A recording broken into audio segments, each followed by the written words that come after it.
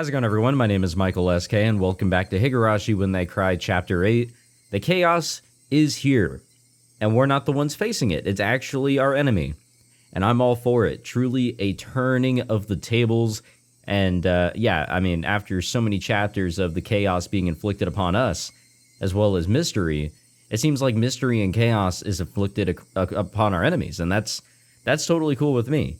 Truly puts a smile upon my face. So they're still waiting for answers. They're waiting for confirmation if Rika truly is dead. And if so, that really throws their emergency manual out the door. Totally useless at that point. Let's see what happens in this conversation with Nomura, the one pulling the strings. お待たせして申し訳ございませんわ。何度もお電話して申し訳ございません。いかがですか？申し訳ございません。今急ぐように指示をしているところです。すでに内部協力員を沖宮署に向かわせましたので、その連絡を待つだけなのですが。そうですか。ではもうじきですね。では何時頃までにこちらにご連絡をいただけますか？もちろん分かり次第すぐにご連絡申し上げます。ただそれがいつになるかはお約束が難しいのですが、大至急、急がせておりますので。Damn. サンサ、飛行機に乗ったことはおありですか？ Low key, I have not. もちろんですわ。飛行機が離陸するために加速するとき、この時に大きな出力を得るためエンジントラブルを起こすことがあるのだそうです。その時まだ大して速度が出ていないならブレーキをかけ離陸を断念するそうですが、4発の旅客機ならうち1つのエンジンが壊れていても飛行は可能ですから。それはもちろんこの度の作戦も同じです。エンジンは1つではありませんから、十分な速度が出ていれば離陸に踏み切るでしょう。後のことはどうとでもなります。ですがこの度の作戦という飛行機はまだ十分な速度どころか、これから離陸しようという段階です。お分かりですね。The first step of the operation was Tomotake's assassination. That hasn't even happened yet, so what Nomura was saying was correct. もしあなたが乗った旅客機が離陸前からエンジンが故障していると分かったらどうしますか？降りるでしょう？同じことです。離陸前からエンジンに故障が見つかったため、乗客であるクライアントたちが飛行機を降りたがっています。If they were already at the point of no return, then a little mistake wouldn't matter that much.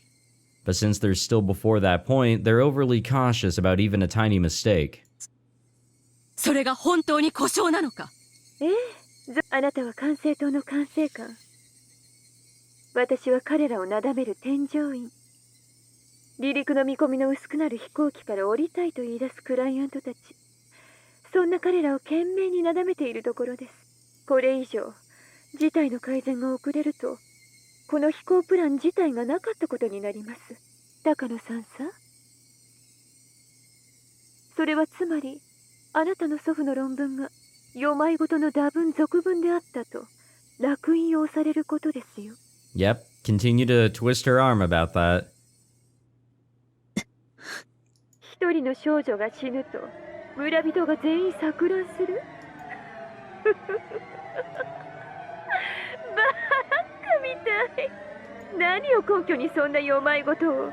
この分厚い研究結果は全てそんな空想論文だ。なんて。おかしい。高野ひふみと高野美代って何なのかしら。おかしいおかしいおかしい。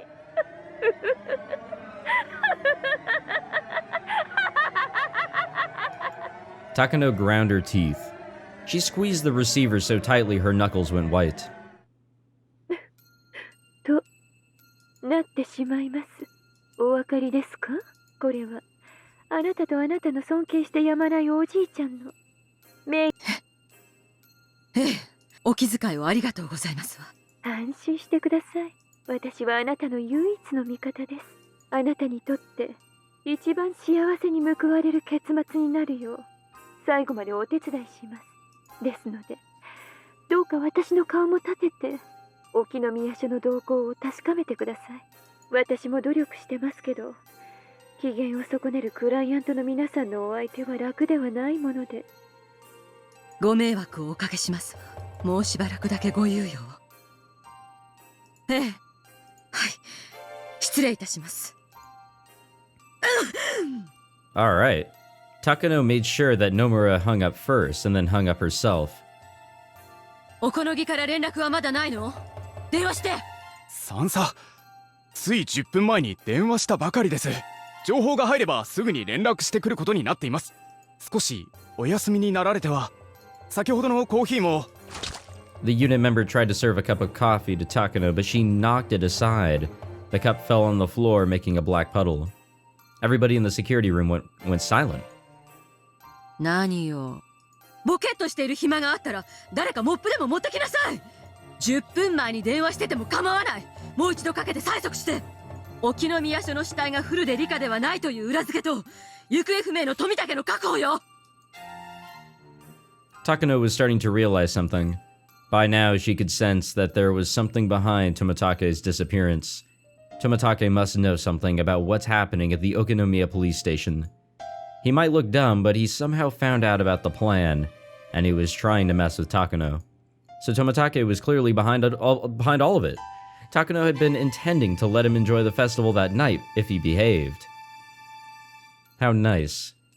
The quickest way for Takano to be certain of what was happening would be to see Rika Furude's face at her house. But she couldn't leave and she couldn't trust Irie. And because there were too many people around for the festival, the mountain dogs had their hands full. If she would answer the phone, that'd do, but she wouldn't answer. That meant the house was empty, and that Rika Furude's death was real. What went wrong? Who deceived Takano? There was only one person. The only person who claimed that he saw her at the house, Irie, was the most suspicious person around. Tomatake had left the hotel and was nowhere to be found. So maybe Rika had left her house and was hiding somewhere else. In other words, Irie betrayed her and was in contact with Tomatake? That's actually exactly it. 入江所長に監視をつけなさい。まさか所長の在宅確認が。どうして所長が。富武はいつの段階でかわからないけれど私たちの計画に気づいたのよ。そして宿を脱出し R も秘密裏に安全なところへ避難させた。私たちはまんまと騙されて空き家を見張り続けてたのよ。空き家ということはありえません。人影が確かに。それが R だという保証はあるの？ R じゃない。監視する山犬を騙すために誰かがあそこに身代わりとして留守をしている。そうよ、そうに違いないわ。おこのぎに R 宅への強行突入を命じなさい。誰がいるんだか知らないけどそいつは富武や理科に通じている。そいつを締め上げるのよ。しかし R 宅への突入は本日は不可能です。 R 宅前は水場になっており祭りの関係者が常にごった返しています。今日の祭りが終わる深夜までは不可能です。 Man, this truly was the best day to pull this shit off. それをなんとかするのが山犬でしょうが。なんとかしなさい、なんとか。なんで私が言うことじゃ聞いてくれないの？私の言うことは聞けないっていうの？私の上の保護者の言うことじゃなきゃ聞けないっていうの？Jesus. The unit members could only watch in silence. They knew that nothing could comfort her. The noise of the phone suddenly broke the silence. Takano practically jumped. はい。さんさ、朗報です。カラスが東京調査部の定期連絡先の電話番号特定に成功したとのことです。電話番号は獅子骨市内。山犬が住所の特定作業に入りました。富武だ。間違いない。ひばり、腕利きを集めろ。奴は用心してるぞ。ルカ、白崎はバックアップしろ。了解。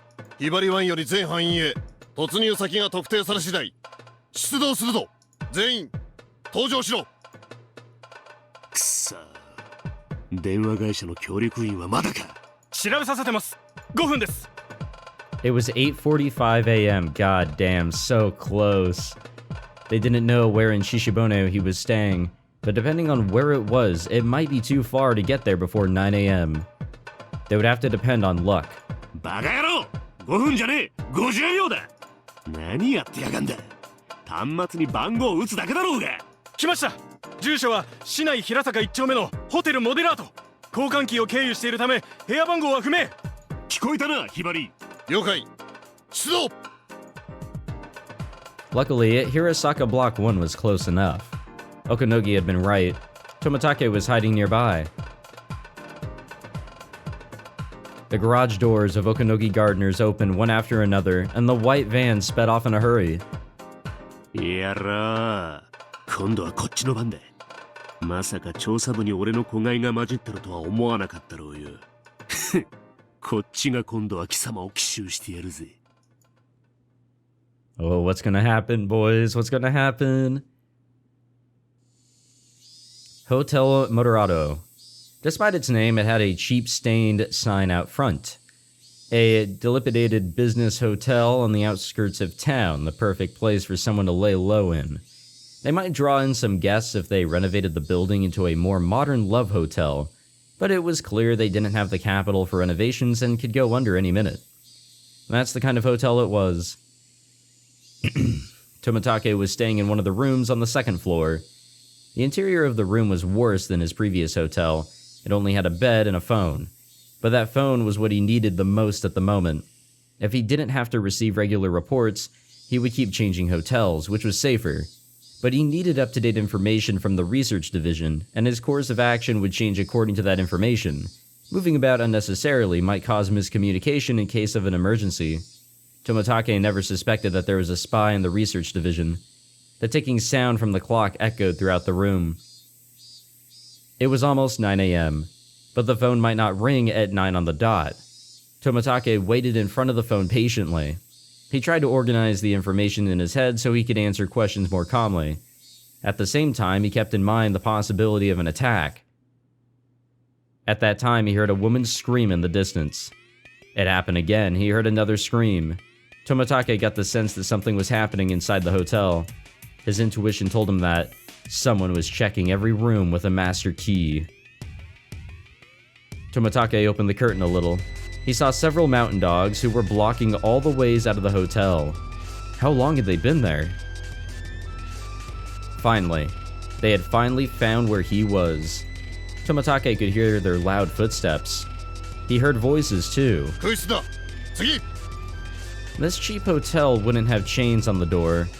They had no means to fend off the master key. Tomitake could tell that there were around 20 of them. No, maybe there were more. It would be no use trying to fight with them. All he could do was hide.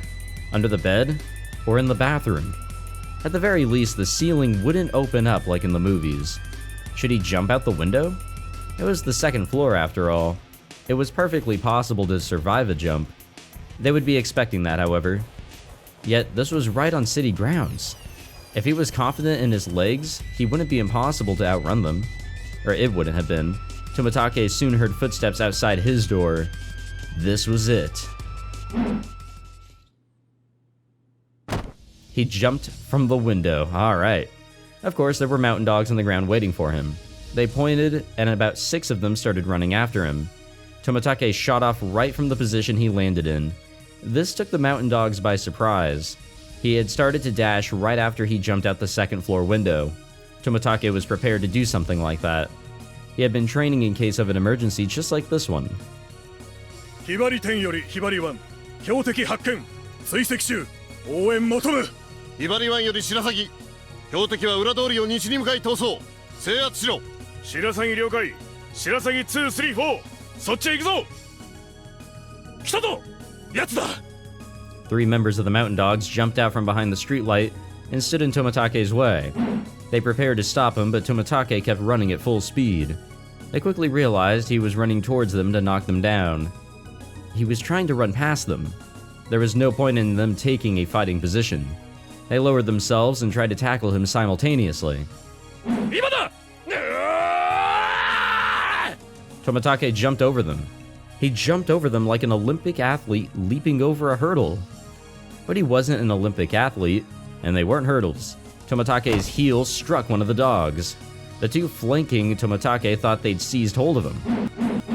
However, as he flew over them easily, he grabbed onto Wow, alright, onto the two of their heads, Jesus, and smashed them against each other, wowzers. Tomitake knew that this wouldn't stop them, but at least he'd gain a little time to run. 標的西側阻止線を突破追跡中バカ野郎何やってんだ白鷺10車両で回り込め2つ先のブロックを左折で9時方向に奴を捉える大丈夫かくそー逃がすなあの野郎なんてバカ力だくそ鼻血が止まらねえ Tomitake saw a van with its door wide open ahead of him. It couldn't stop in time and it hit the wall. As soon as it stopped, several mountain dogs jumped out of the van. 是が非でも止めろ後がないぞかかってきやがりちょめこっちは5人だ Tomitake saw 5 men ahead of him, but he didn't even think those 5 could stop him. Why do trains sound their horn at people on the rails? It's not because the train will get damaged, it's because the people will get hurt.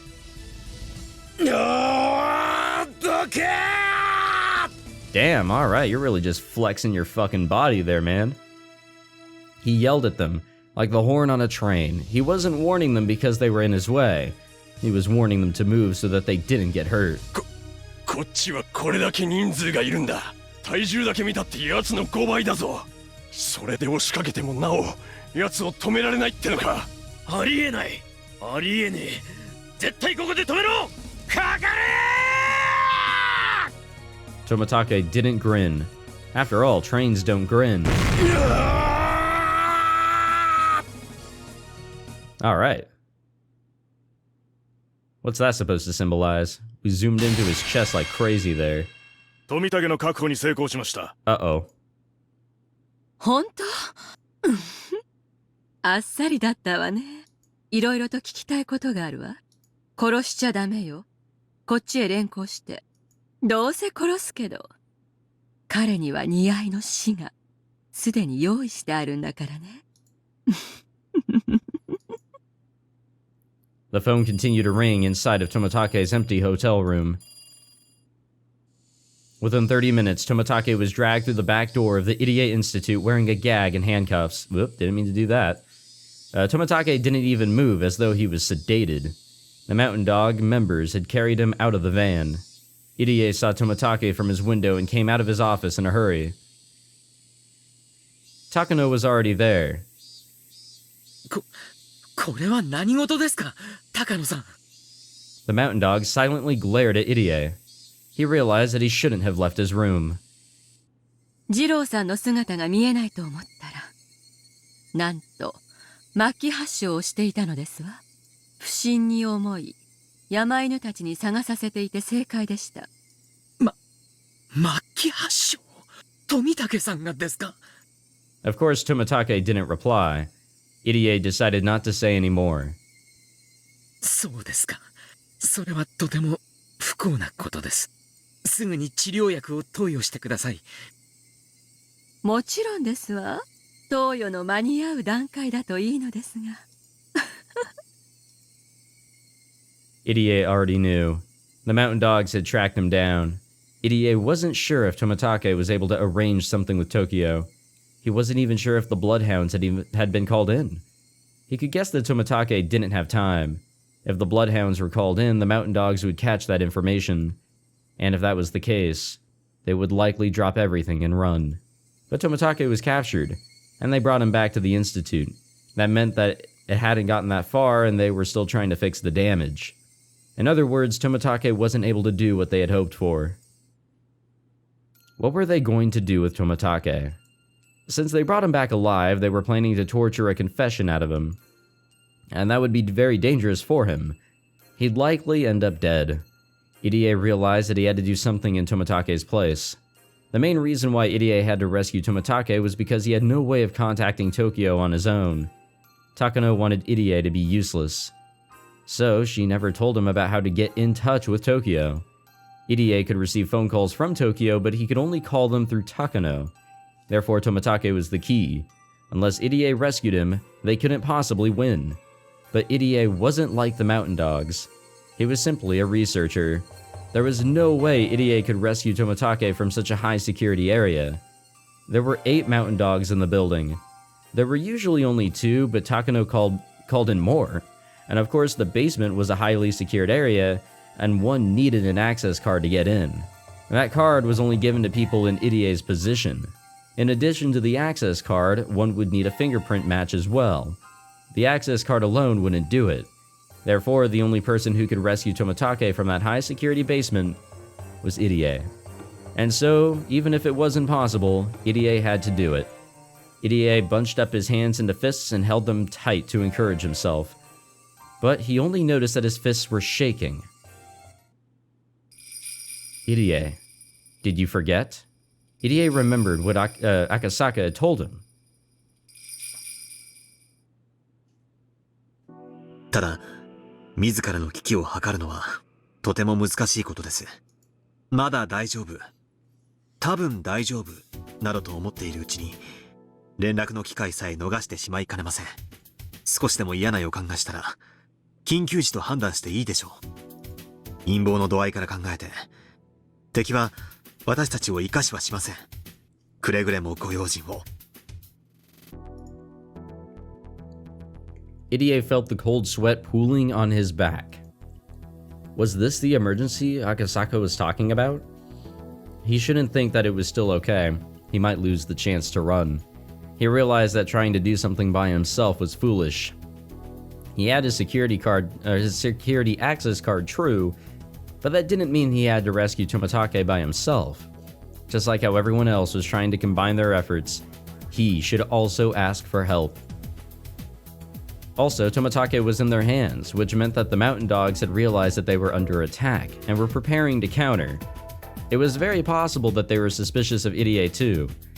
Once they broke into Rika's house, Idie's lies would be exposed.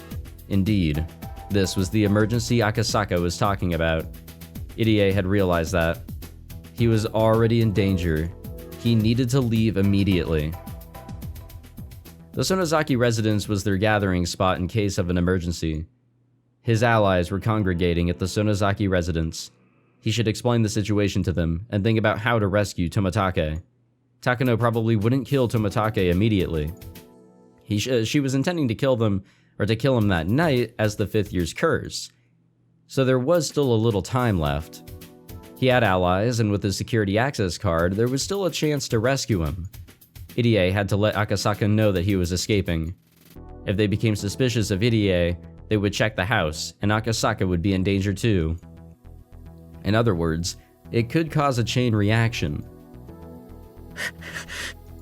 Idie didn't miss his last chance to escape, but he still had to do his final job. Idie picked up the phone at his desk and called Rika's home number, and left.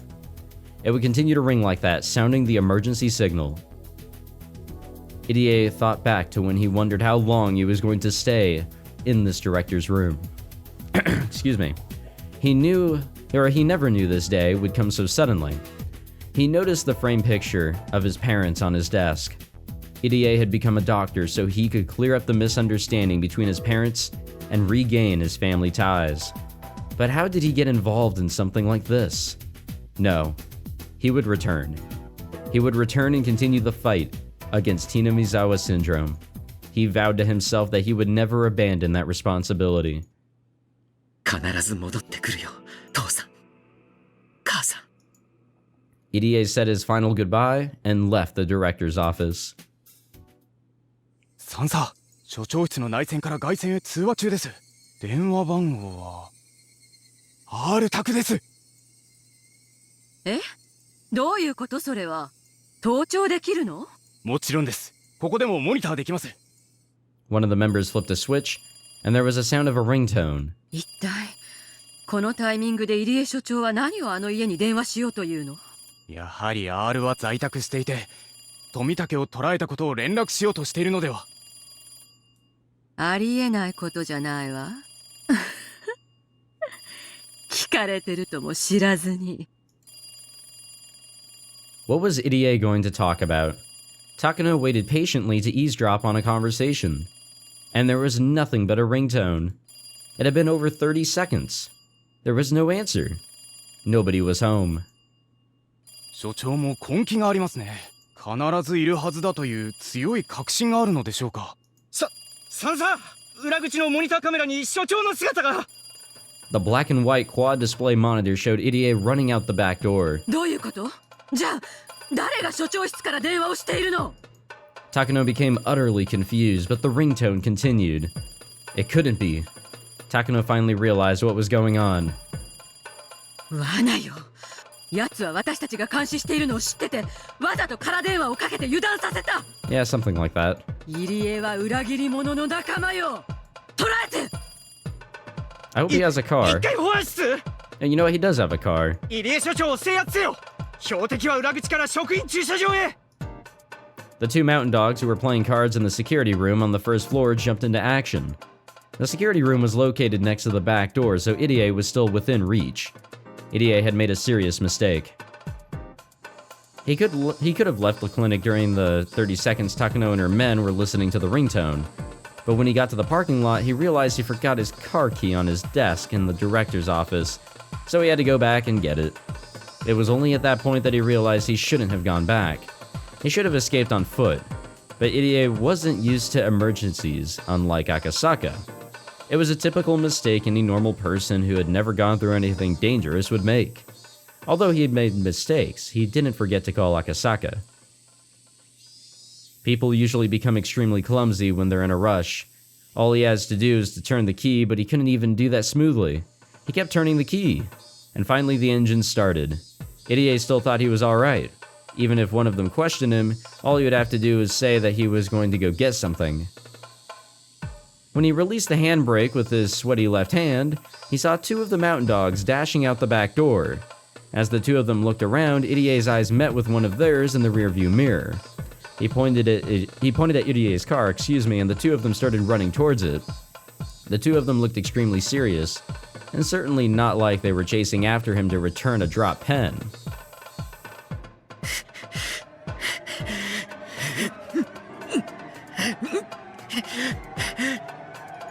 Irie's body was soaked with sweat. Before the two of them could jump on the car, Irie stomped on the gas pedal and the car took off after spinning its wheels. Of course, the dogs didn't give up. They got into their own car and started to chase after Irie. 保安より本部、所長は車両で逃走中。強制停車させますか？三佐。高野よ。おそらく行き先は古出神社ね。神社に行かれたら今日は人だらけ。捕らえることは難しくなるわ。多少の怪我も構わない。行かせてはダメ。強引に停車させなさい。保安了解。これより強制停車に移る。念のためバックアップを送れ。本部了解。ウグイスをバックアップに送る。だがバックアップは待つな。直ちに制圧せよ。The mountain dogs had Irie's car in their view as it ran away at full speed. They had to find a perfect spot and timing to stop him. It's not easy to drive a car when you're in a rush. Of course, the more you step on a gas pedal, the more speed you gain. But when you're in a hurry, you can't control the steering well enough to escape quickly.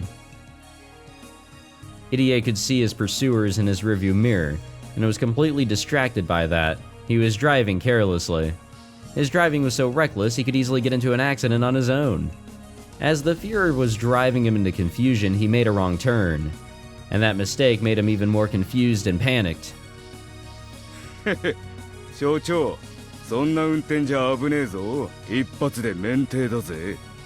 Although the two guys were ordered to stop him, they were starting to think Irie is going to get into an accident without them doing anything.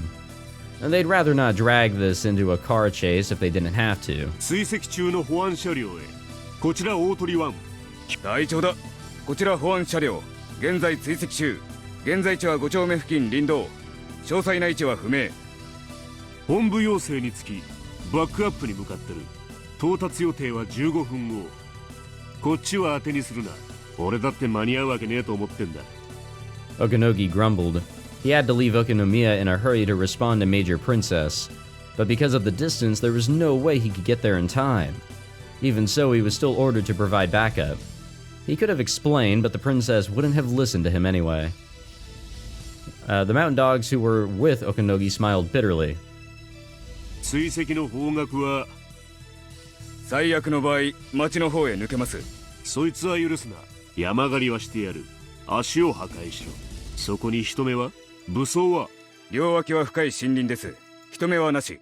武装は保安車両常備の短期間銃が1。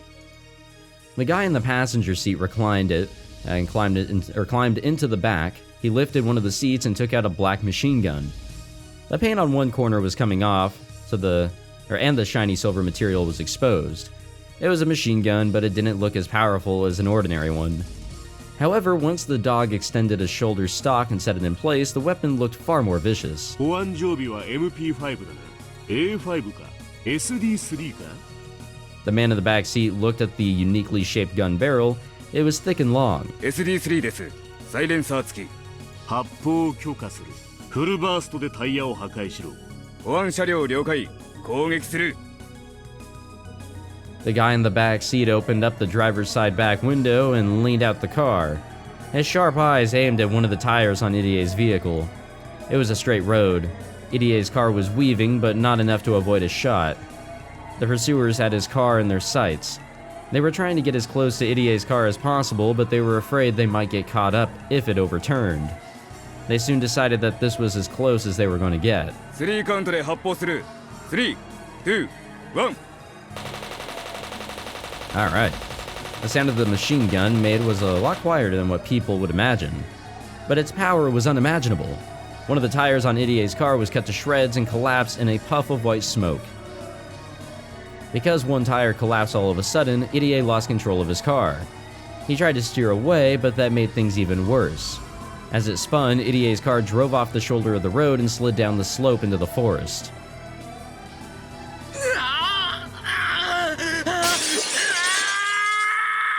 The sound of trees breaking and the car being battered from every direction disappeared down the slope. The pursuers stopped their car and looked down after it, but the plants were growing so high, it was impossible to check from there. 攻撃成功。標的車両は斜面を転落。死亡の可能性もあり、これより徒歩で追跡。大鳥湾了解。ウグイスが周囲を探し回ってるぞ。運が良ければ合流するだろう。こっちは相変わらず間に合わん。お前らが頼りだ。頼むぞ。了解。更新を終わる。行くぞ。The mountain dogs left their car and headed into the woods without hesitation. Well, this is looking not good. Not good at all. Akasaka had received the phone signal from Idie. The phone rang for over 3 minutes. The signal told Akasaka that Idie was in some kind of emergency, and that Akasaka himself was in danger now. Takano made a mistake. She didn't realize the ringtone itself was the signal. She assumed someone staying at the house would pick up the phone eventually. Her error allowed Akasaka to perceive that extremely important forewarning. Akasaka waited for exactly 3 minutes and then ran downstairs quietly. He had already put his shoes on while listening to the phone ringing. Akasaka had memorized the layout of the town from the map he'd kept near the phone. He knew the shortest route to the Sonozaki residence, as well as a number of alternative routes, just in case the shortest was already blocked. People would be surprised to see a stranger coming out of the house, but Akasaka didn't care about that at the moment. He had to get to the Sonozaki residence immediately. However, the observers would see him, and that was a problem. They'd soon come after him. Upon finding the house empty, they'd assume the man who ran from it knew something. Once Akasaka left Rika's house, he had to be prepared to fight. He relaxed his shoulders and reached for the doorknob. サンサ、R 宅の監視班からです。R 宅から不審な男が飛び出しました。男？何者？どうでもいいわ。追って捕らえて。監視班了解。制圧する。It was only 10 a.m. It was a lively morning. Many people were getting ready for the festival. Akasaka weaved through the people going in the opposite direction and ran down the stairs leading from the shrine. The mountain dogs were clearly chasing after him. There was a significant gulf between the happy faces on the villagers and the serious faces on Akasaka and his pursuers. He could hear them coming up behind him. He didn't even need to turn around to check. Akasaka held his breath, focusing all of his senses to their limits, as he sprinted even faster than he usually could with all of his might. The success rate of an escape depends on the distance between the pursuer and the pursued. Even a little distance makes a difference. Akasaka ran down to the bottom of the stairs like the wind, and then headed in the opposite direction, away from the Sonozaki residence. Of course, this wasn't a mistake of his. He just wanted to lose them. やろう。なんてスピードだ。奴は伊達天かよ。The observers weren't ready for this chase. They never expected a fast and fully grown man to run out of the house. They assumed it would be a little girl. That assumption was their mistake. Besides, Akasaka's locomotive-like power was nothing like that of normal people. There was no way they could catch him. Locomotive-like, huh? I dig it. The mountain dogs fell for Akasaka's trick. They called HQ, told them that he was headed in the opposite direction, and followed him that way. Akasaka was confident that he could have had them completely confused if he'd had a little more time. Not only that, he could have attacked them individually. Were there 3 pursuers? No, there were probably 4 of them. His mind, body, and skills were all in top condition, so it should be possible for him. Usually overrating oneself is dangerous, but Akasaka was above such an immature level. Resisting violently at a place other than his destination might prompt them to waste manpower and time. But Akasaka wasn't sure of the real meaning of Idie's phone signal. They were at a severe level of emergency. Akasaka had no time to waste, so he had to get to the Sonozaki residence. As Akasaka ran as fast as he could, he tried to think about the situation calmly. Could he attack them first and then head to the Sonozaki residence? The pursuers were scattered about and running out of breath. It would not be easy to fight 4 men at the same time, but it would be different to take them one-on-one. When Akasaka decided he had a high enough chance of winning, he took a deep breath and made a U-turn around a streetlight. The mountain dogs were surprised to see that the man who was running away from them was now running towards them. They prepared themselves to fight. But before Akasaka even reached them, he already had everything all planned out in his head. He had calculated how many blows would be required to take them all out. But his calculations were wrong. Without even needing a second blow, the first pursuer dropped after one of Akasaka's legendary armor-piercing punches. That's all capitalized. That is a literal name that he has come up for them. Or a name that the story has come up for them. That they have connected his face, or with his face. And while the first was still in the air, his second armor-piercing punch took out the second pursuer. Well, at least this fight's going a little bit better than Tomatake's. There was a chorus of cicadas, which woke Idie up. He needed a little time to realize what had just happened. His seatbelt had saved him from serious injury. However, it was sheer luck that the metal parts of the seatbelt didn't get tangled and that the door didn't become warped. He was on the bottom of the slope near a different forest road. Idie endured the pain and removed his seatbelt. He got out of his car soon after. He heard someone walking towards him through the bushes. A pursuer. He couldn't get caught just yet. If he was captured, it would be impossible to rescue Tomatake. Not only that, nobody would ever know that Tomatake was captured in the basement of the clinic. Even though Idie knew he was helpless, he couldn't falter here. The only thing he could do was resist them, and run for as long as he could. But as soon as he started to run, Idie realized it. He had no strength. His legs were shaking and he couldn't even see straight. He had only been stepping on the gas pedal, but his lungs were about to explode and his brain was lacking in oxygen. It had been that certain type of exhaustion that came immediately after hyperarousal. Idie understood that intellectually, but he still couldn't get his body moving. He tried to run, albeit in a wobbly way. He heard a noise coming down the slope behind him. This was it, but Idie still tried to run as far as he could.